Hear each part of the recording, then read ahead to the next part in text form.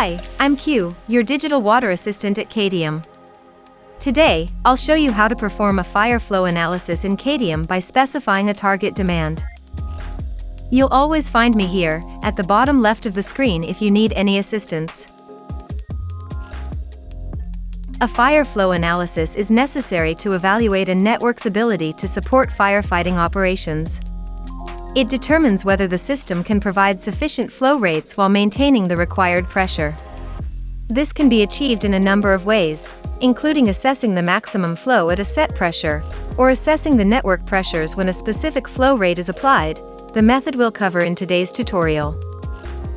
To perform the fire flow analysis, we'll use the pressures panel, the demand spike panel, and the tank autonomy panel if your system relies on tanks to ensure water supply. To start, choose the network in your workspace where you want to perform your fire flow analysis. Use the timeline to select the time to begin your test. Next, select a hydrant. Then, locate the demand tab in the demand spike panel and enter the required fixed flow rate for firefighting at this hydrant. In the demand spike panel, the demand tab displays the residual pressure for the fixed demand applied. The values are color-coded as green, orange, or red, depending on the pressure level. This will help you verify acceptable hydrant pressure levels during the event.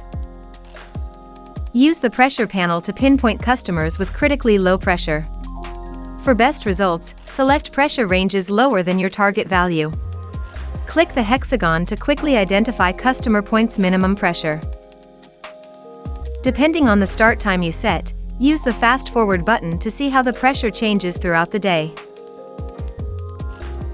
Use the network versions panel to switch between My Scenario and My Network and observe the impact on your network. If your network relies on tanks for fire protection, consider checking the tank autonomy panel to ensure sustained water availability.